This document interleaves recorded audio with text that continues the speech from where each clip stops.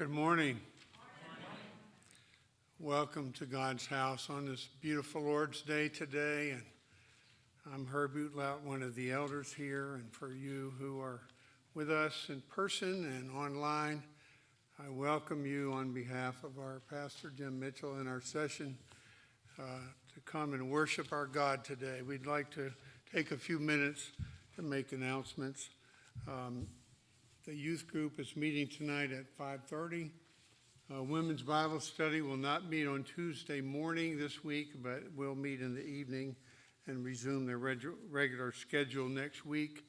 I also want to mention the missions conference, Stepping into Missions, that's being hosted by the ARP churches in Greater Columbia between March 2nd and 6th. If you're interested in going to one or more of those, please speak with John Kirkendall. And we're happy that we've got, I think, 8 signed up to go to the senior high retreat at Clarkin. We haven't had a group go up there in a while. There's going to be a middle school retreat following on, and perhaps we can work something out with that too. If you would take a few minutes just to prepare your hearts for worship, there is a scripture passage from Luke 24 in your bulletin, or you can prepare in whatever way God leads you.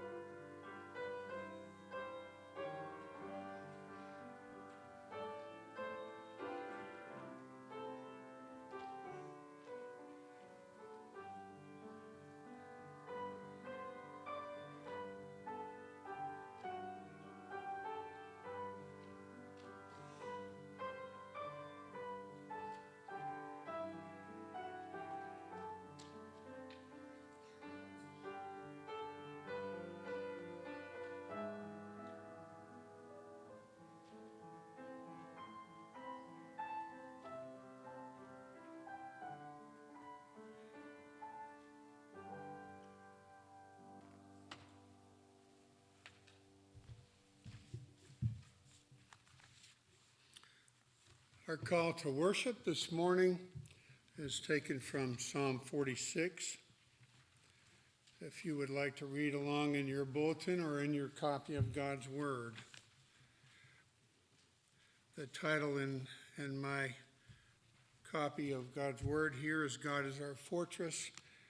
The preliminary is to the choir master of the sons of Korah, according to Alamoth, a song. God is our refuge and strength, a very present help in trouble.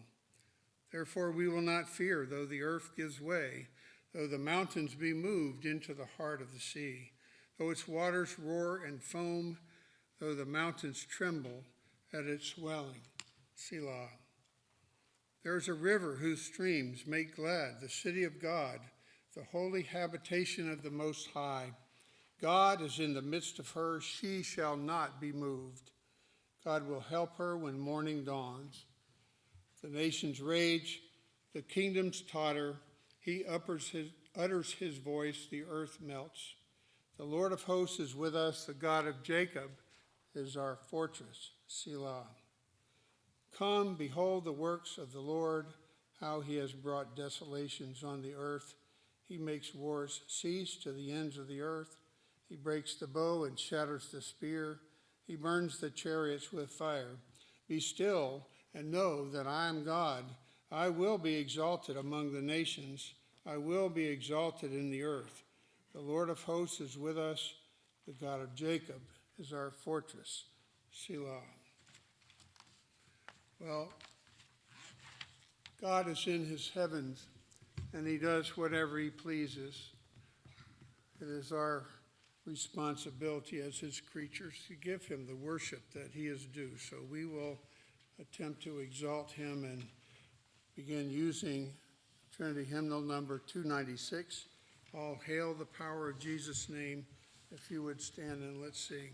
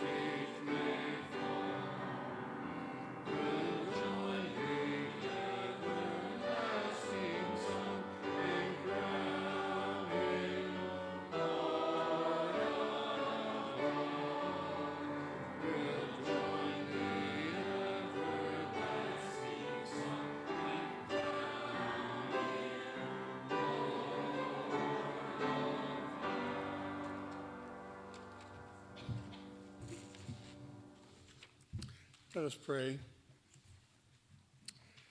God our Father, we would all majesty to you ascribe, and we would see our Lord Jesus crowned as Lord of all, for under his feet will be the nations.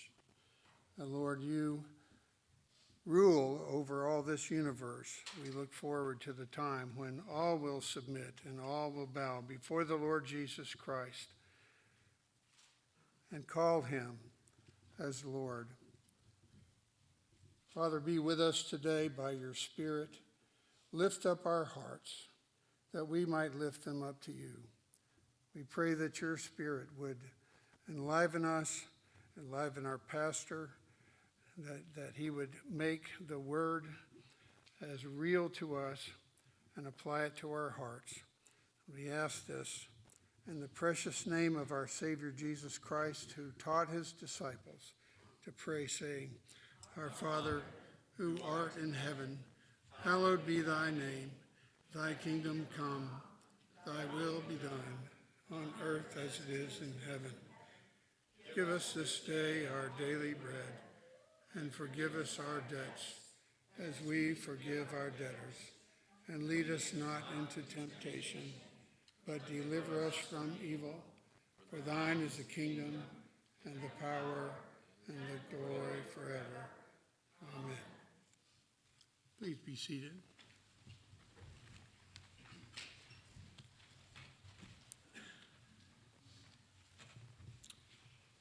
As we come to worship a holy God, it is appropriate for us to confess our sins.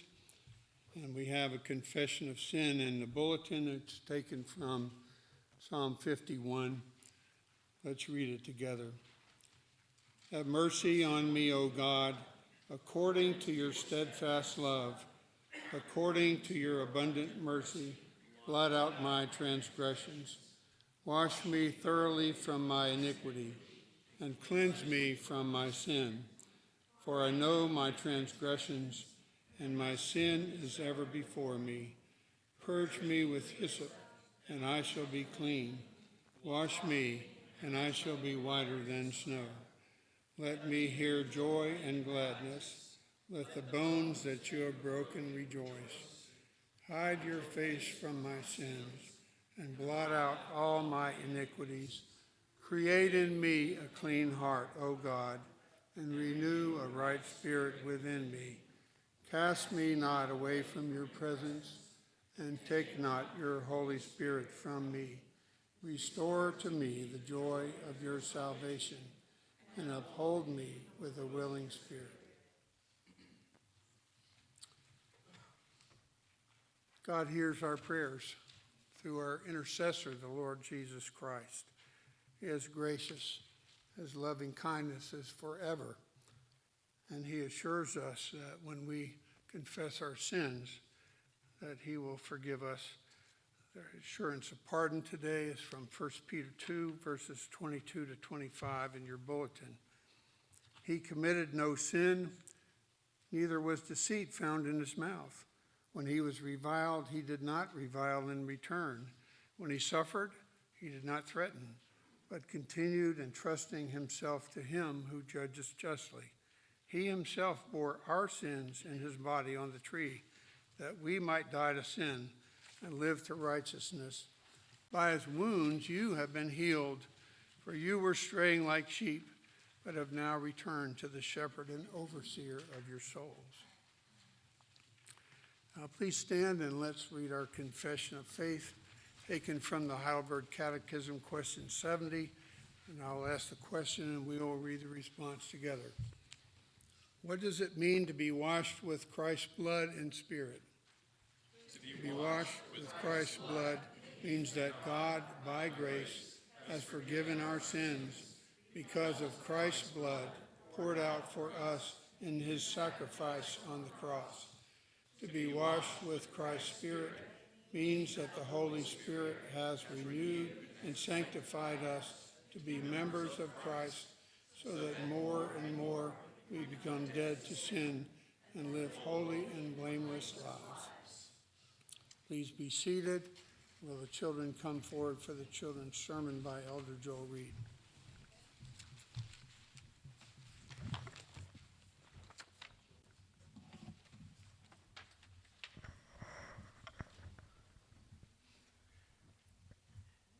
All right. Good morning.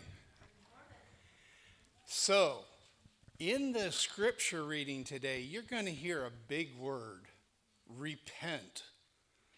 Do you know what repent means?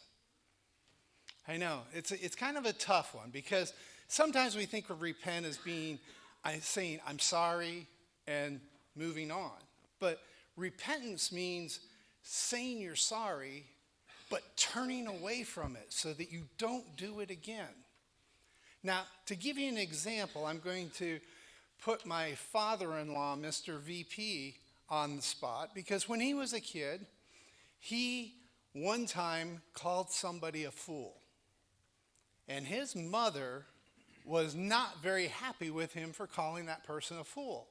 And she turned him to the Bible, to Matthew chapter 5, verse 22. And when you get a chance, take a look at it. But he read that scripture, and you know what?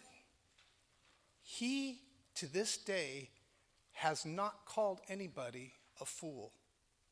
His mom taught him the importance of looking into God's word to realize when you've sinned and to turn away from it so that you don't do it again. He is a great example of what repentance means. Let's pray.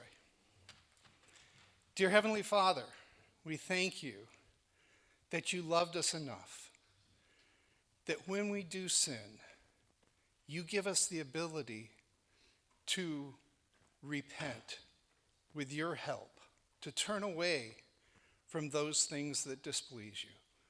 We pray that you would give us your heart, that you would make us aware of those things in our lives that we need to turn away from that displease you. In Jesus' name we pray. Amen.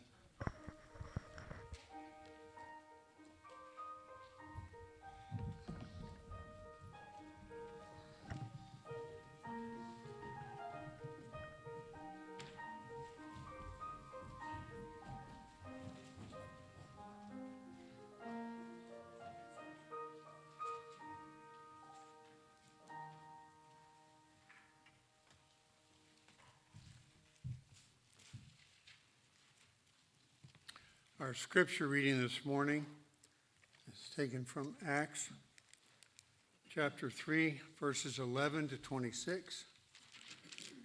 The setting here is in the portico of the temple. Peter and John had gone up for the hour of prayer, and a man who was lame from birth had been sitting in the beautiful gate asking alms, and Peter healed him in the name of Jesus. And that's where the scripture picks up in verse 11.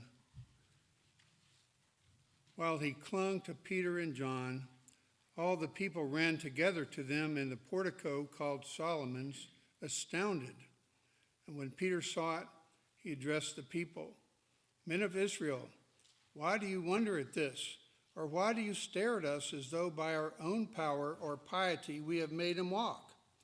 The God of Abraham, the God of Isaac, and the God of Jacob, the God of our fathers, glorified his servant Jesus, whom you delivered over and denied in the presence of Pilate when he had decided to release him.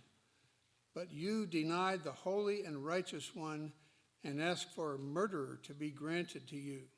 And you killed the author of life, whom God raised from the dead. To this we are witnesses, and his name, by faith in his name, has made this man strong whom you see and know, and the faith that is through Jesus has given this man his perfect health in the presence of you all. And now, brothers, I know that you acted in ignorance, as did also your rulers, but what God foretold by the mouth of all the prophets, that his Christ would suffer, he thus fulfilled. Repent, therefore, and turn again, that your sins may be blotted out, that times of refreshing may come from the presence of the Lord, and that he may send the Christ appointed for you, Jesus, whom heaven must receive until the time for restoring all the things about which God spoke by the mouth of his holy prophets long ago. Moses said, the Lord God will raise up for you a prophet like me from your brothers. You shall listen to him in whatever he tells you. And it shall be that every soul who does not listen to that prophet shall be destroyed from the people. And all the prophets who have spoken from Samuel and those who came after him also proclaim these days. You are the sons of the prophets and of the covenant that God made with your fathers, saying to Abraham, and in your offspring shall all the families of the earth be blessed. God, having raised up his servant, sent him to you first to bless you by turning every one of you from your wickedness. May the Lord add his blessings to the reading of his word.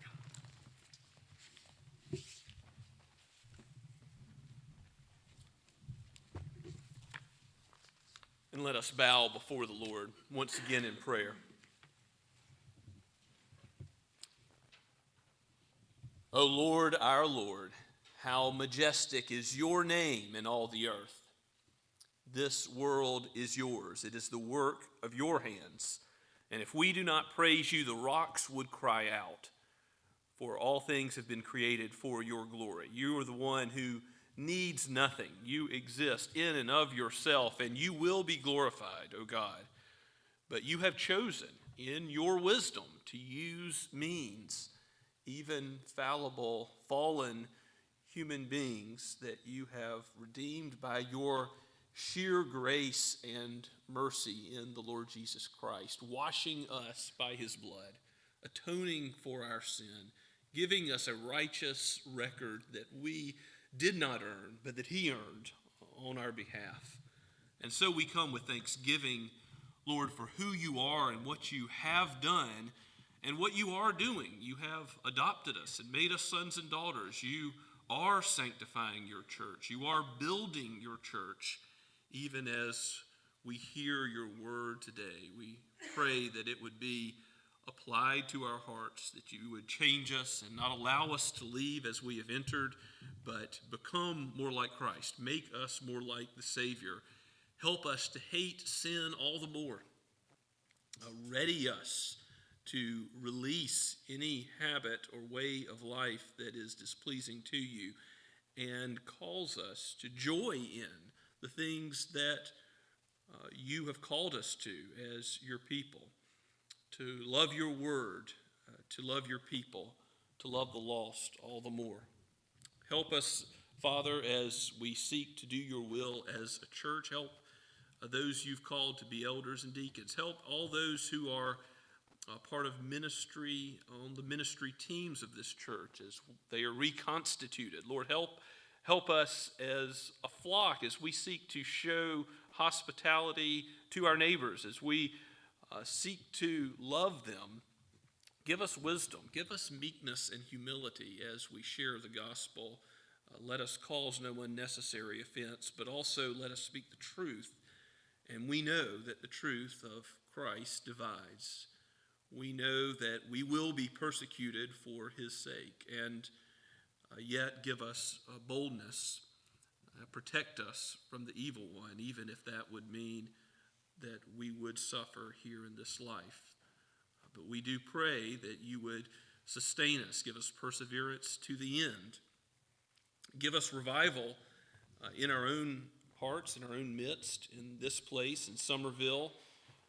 Let there be a revival of true faith in Christ, such that we will see the evidence of it in society, that we will be salt and light, and it will permeate our jobs and our recreation and our relationships in this community.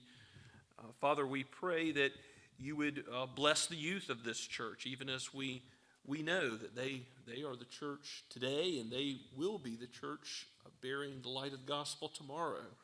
We pray for the youth retreat ahead.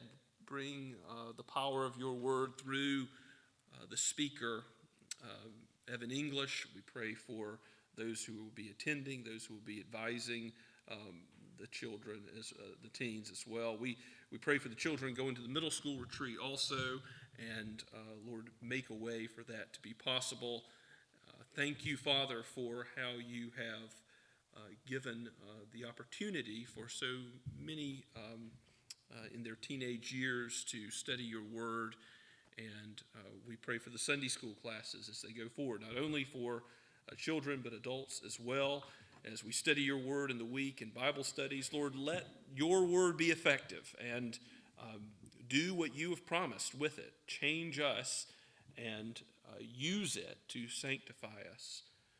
We know that we are headed towards a day where there will be no longer any struggle with sin. There will be the glory of the light of your face forever and ever. And soon, in just a little while, all the labor and the fighting sin and the struggle with temptation, all will be over. Help us, Lord, to keep our eyes fixed on the author and finisher of our faith, the Lord Jesus himself. And help us to have the strength to persevere in him. He is the vine and we are the branches. Without him, we can do nothing. O Lord, you are our rock and our fortress and our hiding place. Be with those who have any need today, Lord, for the unspoken needs that only you know, for the things that give us anxious thoughts, for troubled relationships. Lord, make us a forgiving and a forgiven people. Make us, Father, free from anxiety, even as we have peace of conscience and joy in knowing the Lord Christ. And aid us as we seek to distribute that gospel to a lost world. Give us a heart that breaks for them so that we might show them the way, the truth, and the life, even Jesus himself. Lord, be with every person in authority, for you have placed them there. We ask that you would make them those who would commend good works and prevent evil.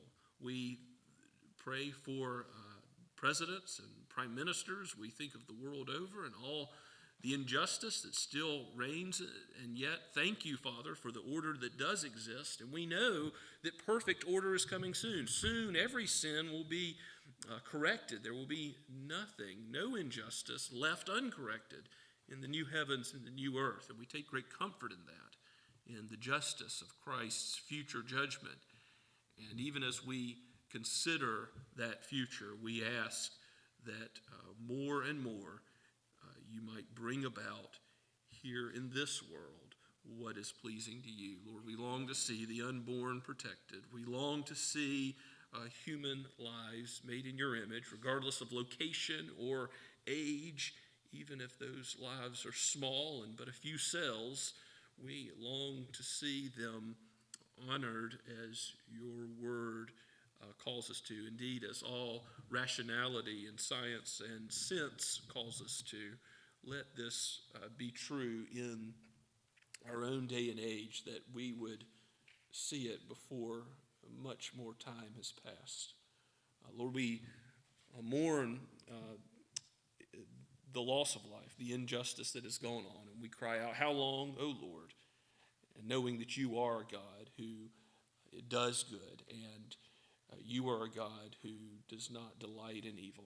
Father, we thank you that you have forgiven all of our sins, that you have called us to be your own, and we pray for those who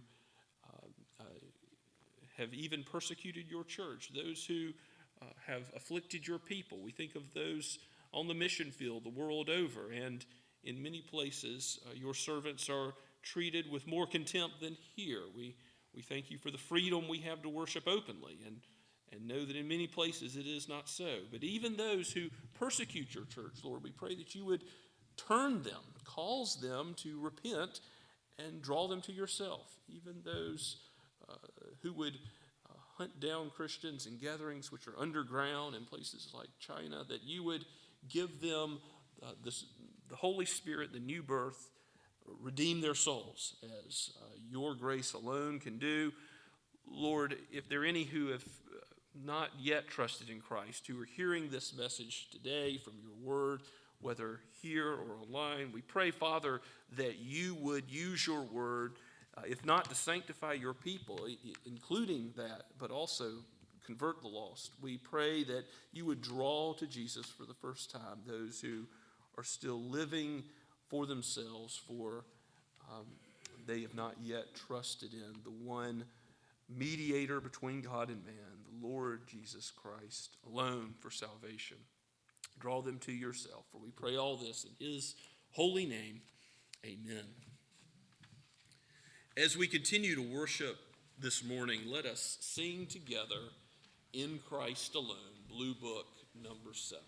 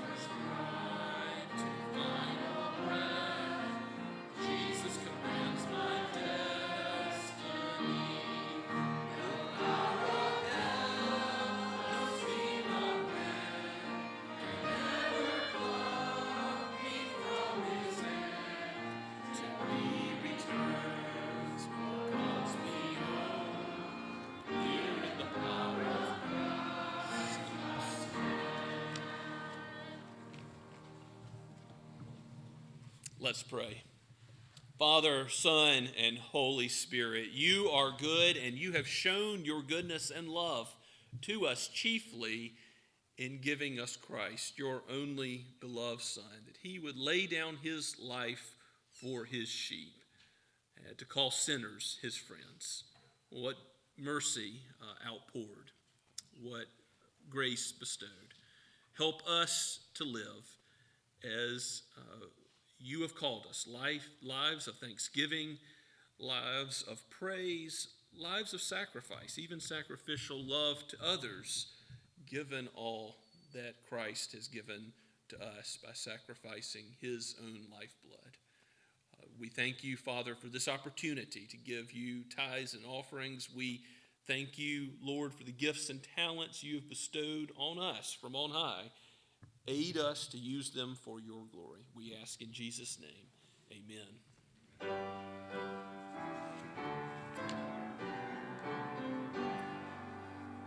Praise God from whom all blessings flow.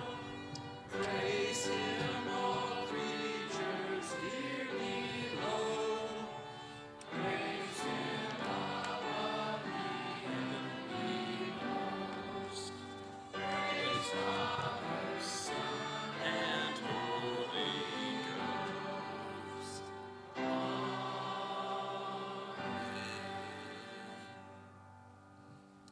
Please be seated and take your copy of God's Word and turn with me to Luke chapter 12. We'll start at verse 49 in Luke 12 and move on through the 13th chapter to verse 9. If you recall, last week, Jesus has just been explaining through the use of parables that we must be ready for his second coming. Even while he is there at his first coming, he is preparing his disciples for living in the last days as we do, when the very next event is that he is going to return in power and glory and judgment. And keeping that in mind, we'll look at this section of God's Word where readiness for the second coming will involve repentance, true turning in our hearts away from sin and towards Christ. We'll see what that involves. Again, Luke 12 at verse 49. This is Jesus speaking. This is penned by Luke the physician, breathed out by the Holy Spirit for God's people, for those who are not yet in Christ, who hear that you might hear and believe. I came to cast fire on the earth, and would that it were already kindled. I have a baptism to be baptized with, and how great is my distress until it is accomplished. Do you think that I have come to give peace on earth? No, I tell you, but rather division. For from now on, in one house there will be 5 divided, 3 against 2, and 2 against 3. They will be divided, father against son, and son against father, mother against daughter, and daughter against mother, mother-in-law against her daughter-in-law, and daughter-in-law against mother-in-law. He said to the crowds, when you see a cloud rising in the west, you say at once, a shower is coming. And so it happens. When you see the south wind blowing, you say there will be a scorching heat, and it happens. You hypocrites, you know how to interpret the appearance of earth and sky, but why do you not know how to interpret the present time? And why do you not judge for yourselves what is right? As you go with your accuser before the magistrate, make an effort to settle with him on the way, lest he drag you to the judge, and the judge hand you over to the officer, and the officer put you in prison. I tell you, you will never get out until you have paid the very last penny. There were some present at the very time who told him about the Galileans whose blood Pilate had mingled with their sacrifices, and he answered them, "Do you think these Galileans were worse sinners than all the other Galileans because they suffered in this way? No, I tell you, but unless you repent, you will all likewise perish. Or those 18 on whom the tower in Siloam fell and killed them, do you think that they were worse offenders than all the others who lived in Jerusalem? No, I tell you, but unless you repent, you will all likewise perish." And he told this parable. A man had a fig tree planted in his vineyard, and he came seeking fruit on it and found none. And he said to the vine dresser, "Look, for 3 years now I have come seeking fruit on this fig tree, and I find none. Cut it down. Why should it use up the ground?" And he answered him, "Sir, let it alone this year also, until I dig around it and put on manure. Then if it shall bear fruit next year, well and good. But if not, you can cut it down." Let's pray and ask for God's help. O Holy Spirit, teach us to be those who are planted in good soil and bear fruit. Fruit in keeping with repentance, that we might be found in Christ, knowing that he will come again in judgment, and knowing that our judgment is taken away in him. May it be so. Work in our hearts today to assure us in the truth of the gospel and to call it to us, if it is not yet ours, embraced by faith. For we pray in Jesus' name, amen.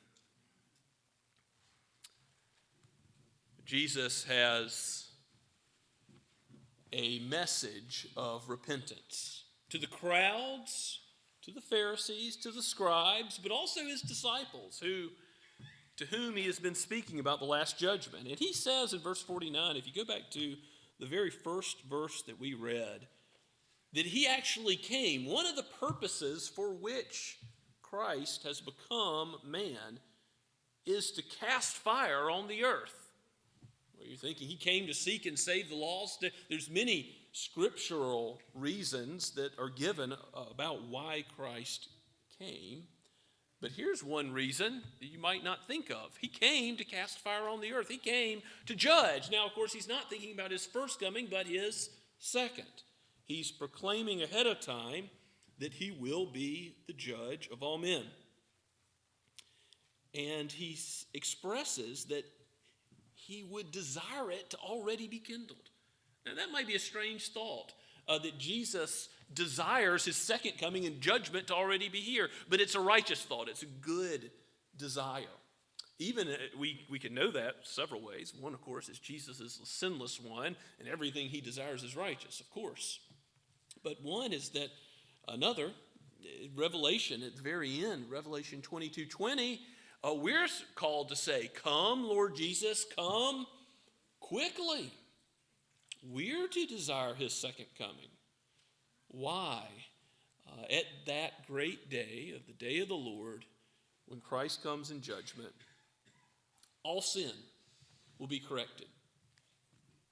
Every injustice, everything that men thought they had skirted the judgment of God on, will be completely corrected by Christ. Either sin will be taken, assumed in him, in his cross work, as he bears it for all of his people for all time, past, present, and future, or that sin will be judged in the individuals themselves that go before the tribunal of Christ, go before his great courtroom, as it were, and face him on that day.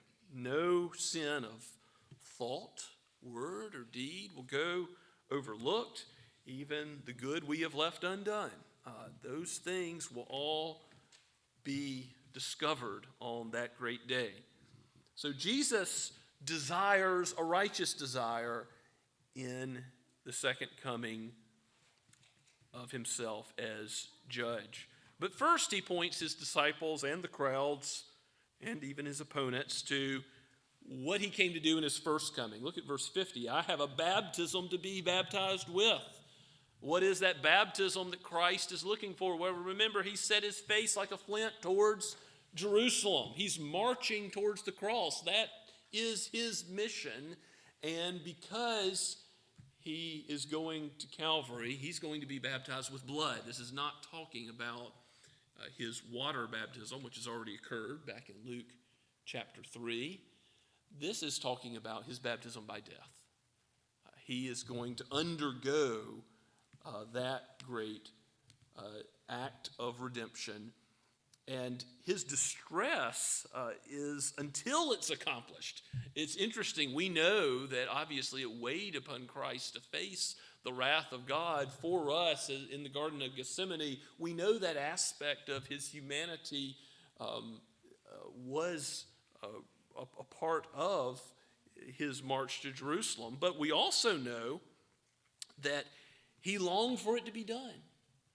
For the joy that was set before him, he went to the cross. He came to earth, indeed, because of this very purpose.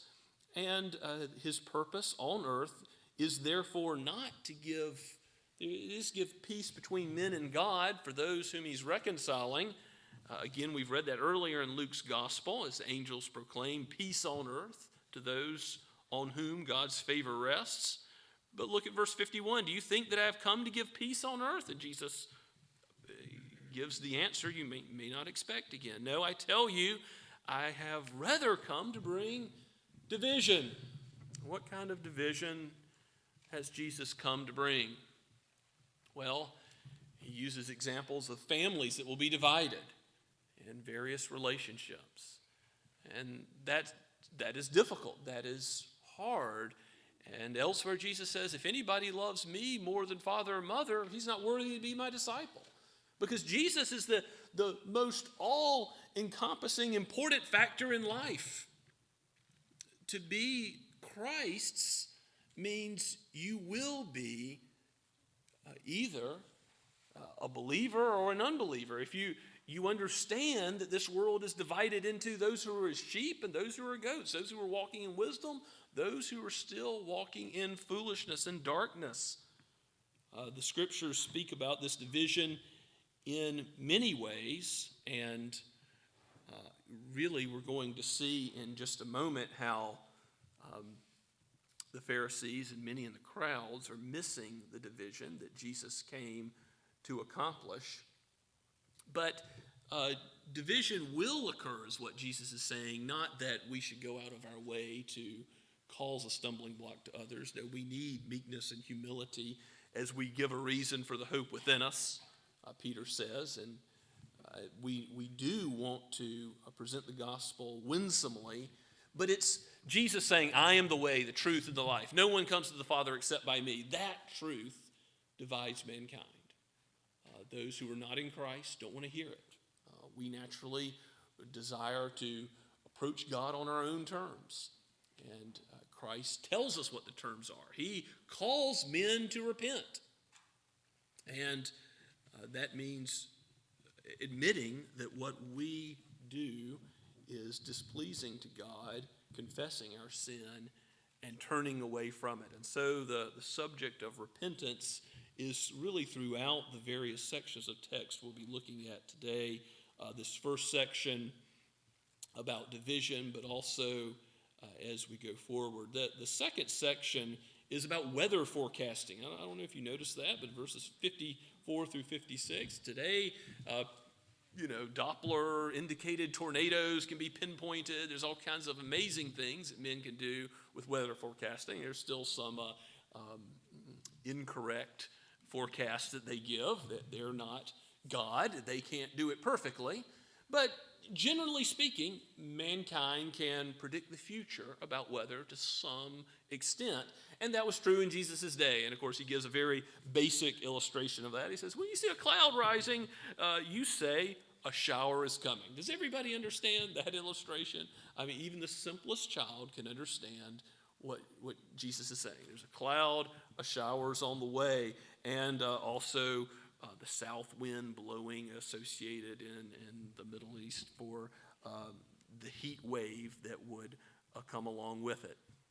But Jesus says in verse 56, "You hypocrites." And again, he's speaking to the crowds broadly, but those who say, predicting the weather is reasonable, but they haven't yet recognized Jesus as Messiah. "You hypocrites, you know how to interpret the appearance of earth and sky, but why do you not know how to interpret the present time?" What is the present time? The time of the Messiah being present, and of course they're laying their eyes on him. They don't understand that all the Old Testament prophecies have pointed to him. Jesus could have shown them all the places in Isaiah that are fulfilled. I mean, how much have they missed? We know the Pharisees and the scribes have missed things like the virgin birth, all the many miracles, the healings, the demons being driven out. How much has been missed as God's word should have been constantly pointing everyone to Jesus. I mean, John the Baptist came as the forerunner, just as Scripture said, and pointed to Jesus. What did John the Baptist proclaim, by the way? Repentance. Repent, for the kingdom of heaven is near. And so Jesus also is going to proclaim a gospel of faith and repentance together. Jesus is preaching. Everybody was amazed at his preaching. Everybody's amazed at his wisdom. But did they recognize Jesus for who he really was? The Son of God, the Messiah, the Savior. And in many cases, the answer is no. So those who are answering no or who haven't yet seen it are called by Christ hypocrites. You're saying you can interpret earthly things, but you can't interpret all the many signs, both in the Scriptures and done in your very presence, these miracles and casting out of demons, all the things that point to his divinity and his role as Savior, as he's come to give his life as a ransom for many, to lay it down, and he is going to accomplish that great work. Now, the third section that we look at in verses 13, 1 through 5, is a famous text about how Jesus calls all of us to repent or to know that we will perish. Now, not perish in an earthly way, but eternally, as he's already spoken. We ought to fear God, the one who cannot just destroy the body, but can cast the soul into hell. He understands that there is an everlasting aspect of our humanity. We have a soul that will never die. We will be with God forever in a heavenly reward or in hell and punishment and separation from his good pleasure. So Jesus uses this talk that's going on, it looks like, in verse 1 of chapter 13. There were some present at the very time who told him about the Galileans whose blood Pilate had mingled with their sacrifices. Now, we don't know a lot about this, but apparently Pilate had very, in a way that's obviously sinful and evil, mingled the blood of these Galileans with their sacrifices they were offering at the temple. What murderous persecution, and obviously that was a suffering unto death. And Jesus says, do you think that these Galileans were worse sinners than other Galileans because they suffered in this way? In other words, is suffering befalling someone a tragedy, an index of how much they have sinned? And he says, no. No, I tell you, but unless you repent, you will all likewise perish. And then Jesus uses another illustration of another recent tragedy that had occurred, or those 18 on whom the tower in Siloam fell and killed them. Do you think that they were worse offenders than all the others that live in Jerusalem. And again, Jesus says, no. The man who was born blind, was he a sinner? Is that why the blindness afflicted him? No. The book of Job teaches us this, that sometimes the righteous suffer. It's not necessarily the case that God is punishing someone for specific sin by any calamity befalling them. And yet, Jesus is not saying here that all sins are equal in the sense of equally heinous. This is a point where I think it's very clear in the scriptures. Jesus talks about weightier matters of the law. He talks about greater and lesser judgment that will come. And yet, there's an aspect of our sin that is equal. And it's this: every single sin that we commit, whether it's a small sin or a great sin, whether it's thinking a murderous thought or actually going out and committing murder, whether it's lust in the heart or going out and committing adultery, these things are all equal in this way. They all merit the wrath of God forever. Why? Because God is holy. Holy, holy, holy is the Lord God Almighty, who was and who is to come. That's what the angels proclaim, and it's true. If we sin against God, then the nature of the offense has to do with the one offended. And God is completely holy and distinct from evil. His goodness cannot be in the presence of any evil, however minute. And even the smallest sin is completely irreconcilable with his character. So it is that Jesus says, be aware. You who are hearing this message, his original hearing audience, and yes, we who are hearing his word today, repent or perish. It is a faithful warning from a faithful prophet, the prophet of prophets, Christ himself. He's saying, repent, that is, turn away from sin, turn towards him in faith, or die. Mankind will be divided by Christ and his words. But to know him is to know life. To be connected with him is to be connected with the living vine and to bear fruit. There will be fruit that is in keeping with repentance. John the Baptist talked about that as well. If you truly are sorrowful for sin, if you are truly turning away from it, hating it, in time, that means you're going to show evidence of that new purposing. But the turning away from sin and to Christ, that can be done in a moment. The fruit comes later. Obviously, it's connected, but it's a distinct concept. Don't think that the fruit is repentance. Don't think, I can't repent till later I do some good works to show. No, you will display your repentance and its truth by the fruit, by the Holy Spirit's help. In Galatians 5, you've got that list of the fruit of the Spirit: love, joy, peace, and all the rest. You've got also before that a list of the fruit of the flesh, what the fruits of not repenting look like. Look at that. Ask the question of your own heart. Where does my heart stand before the Lord? Jesus gives a parable in the final section of text, which we're considering this morning in verses 6 through 9, which is really aiming at the heart of his original listeners, and yes, we who are hearing today, and the parable of the barren fig tree. He doesn't end up saying whether or not this tree bears fruit. But there's a man who had planted a fig tree, and fig trees usually take a while before they bear fruit. And he came seeking fruit, but he didn't find any. And for 3 years that's been the case. So what does he say to do? Useless fig tree. Chop it down. But the vine dresser says, hey, hold on. Let's give it a little more care, a little more fertilizer, and see if it will bear fruit. Now, obviously, the fig tree, all of Jesus' hearers would have associated with what? Israel.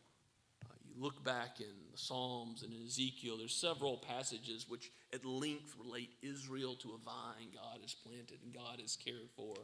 And what is Israel doing in large part while Christ is here at his first coming? Well, they're rejecting him as Messiah. Many in the crowds are like the hypocrites that interpret the weather, but they don't interpret Christ as Messiah as they ought.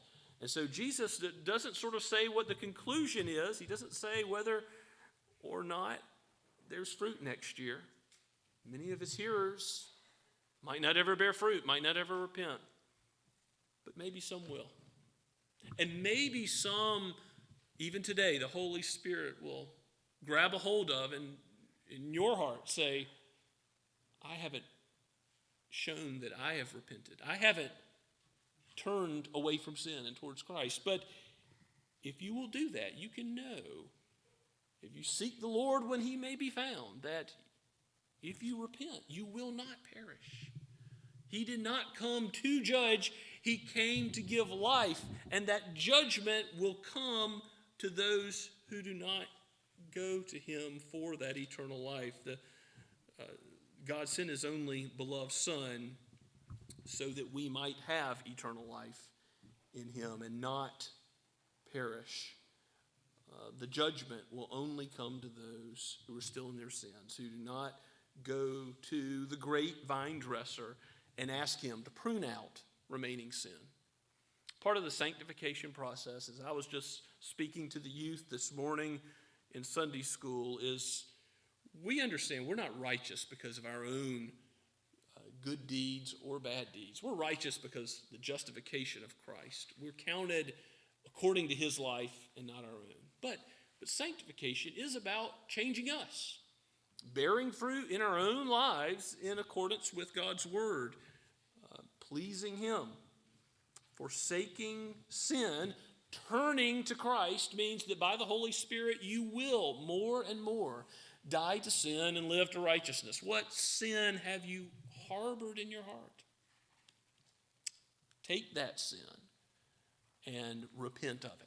That is part of the meaning of Christ's message to his true disciples, to those who know him today. He is the vine and you are the branches. That symbol of the unity with Christ that John gives in John chapter 15 shows us that our strength to live as a fruitful vine ultimately comes not from us, but from Jesus himself. We are connected to him. He is the great shepherd of the sheep, building his church, sanctifying his people with his word. May we pray that he do so with each of us. Let's pray together. Father, we give you thanks for your word. It is sharper than any two-edged sword. It knows our hearts completely, for you know our hearts. We have too much indwelling sin. Lord, help us, not by the flesh, but by the power of your Spirit, to turn away from that sin and to turn towards Christ and to bear fruit that is in keeping with being his disciple and to proclaim a gospel of repentance, even though there may be consequences in our relationships and in this world. Lord, give us the strength to proclaim Christ as Lord and Savior, our Lord, Lord of our conscience, and as the one who has freed us from all judgment. We do pray, come quickly, Lord Jesus, come, for we know that you desire to make all things new. Begin with us, we pray. In Jesus' name, amen. As we continue to worship the Lord and respond to his word this morning, let's sing hymn number 520, Jesus, thy blood and righteousness.